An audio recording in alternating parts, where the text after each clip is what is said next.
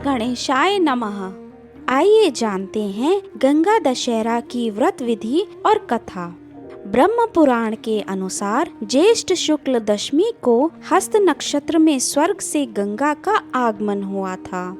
अतः इस दिन गंगा आदि का स्नान, अन्न, वस्त्र आदि का दान, जप तप, उपासना और उपवास किया जाए तो 10 प्रकार के पाप अर्थात 3 प्रकार के कायिक, 4 प्रकार के वाचिक और 3 प्रकार के मानसिक पाप दूर होते हैं। यदि इस दिन ज्येष्ठ शुक्ल दशमी, बुध, हस्त, व्यतिपात, गर, आनंद, वृषस्थ, रवि और कन्या का चंद्र हो तो यह अपूर्व योग महाफलदायक होता है। स्कंद पुराण के अनुसार इसमें योग विशेष का बाहुल्य होने से पूर्वा या परा का विचार समय पर करके जिस दिन उपर्युक्त योग अधिक हो उस दिन स्नान, दान, जप, तप, व्रत और उपवास आदि करना चाहिए। यदि ज्येष्ठ अधिक मास हो तो यह काम शुद्ध की अपेक्षा मल मास में करने से अधिक फल मिलता है। आइए जानते हैं गंगा पूजन की विधि। ज्येष्ठ शुक्ल दशमी को गंगा के किनारे अथवा सामर्थ्य न हो तो समीप के किसी जलाशय या घर के शुद्ध जल से स्नान करना चाहिए। तत्पश्चात 10 फल, 10 दीपक और 10 सेर तिल इनका गंगाए नमः कहकर दान करें। साथ ही घी मिले सत्तू और गुड़ के पिंड जल में डालें। यदि सामर्थ्य हो तो सोने के कछुए, मछली और मांडुक आदि का भी पूजन करके जल में डालें। इसके अतिरिक्त 10 सेर तिल, 10 सेर जौ और 10 सेर गेहूं 10 ब्राह्मणों को दान करें।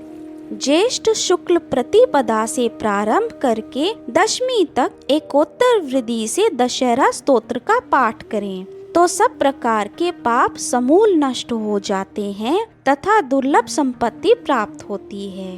आइए जानते हैं गंगा दशहरा व्रत की कथा। एक बार महाराजा सगर ने बड़ा व्यापक यज्ञ किया। उस यज्ञ की रक्षा का भार उनके पौत्र अंशुमन ने संभाला, पर इंद्र ने सगर के यज्ञीय अश्व का अपहरण कर लिया। यह यज्ञ के लिए विघ्न था। परिणामतः अंशुमन सगर के 60,000 पुत्रों को लेकर अश्व की खोज में लग गए। सारा भूमंडल छान मारा पर अश्व नहीं मिला। फिर अश्व को पाताल लोक में खोजने के लिए पृथ्वी को खोदा गया। खोदने पर उन्होंने देखा कि साक्षात महर्षि कपिल के रूप में तपस्या कर रहे हैं। उन्हीं के पास महाराज सगर का अश्व घास चर रहा था। सगर के पुत्र उन्हें देखकर चोर चोर कहने लगे और इससे महर्षि कपिल की समाधि भंग हो गई।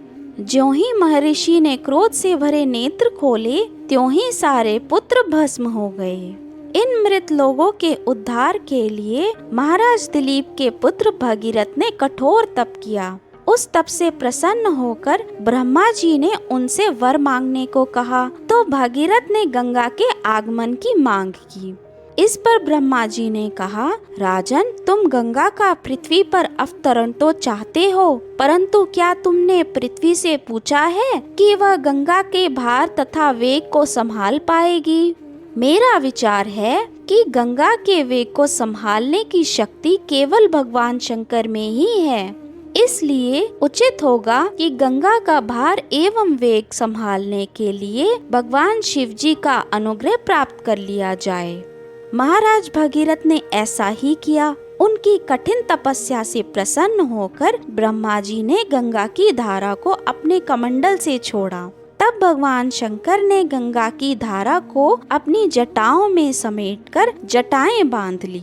इसका परिणाम यह हुआ कि गंगा को जटाओं से बाहर निकलने का पथ ही नहीं मिल सका।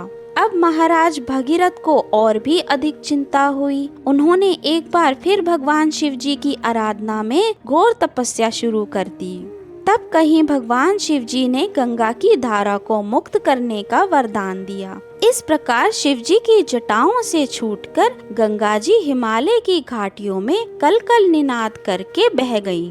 इस प्रकार भगीरथ पृथ्वी पर गंगा अवतरण करके बड़े भाग्यशाली हुए। उन्होंने जनमानस को अपने पुष्प से उपकृत कर दिया। युगों युगों तक बहने वाली गंगा की धार महाराज भगीरथ के कष्टमयी साधना की गाथा कहती है।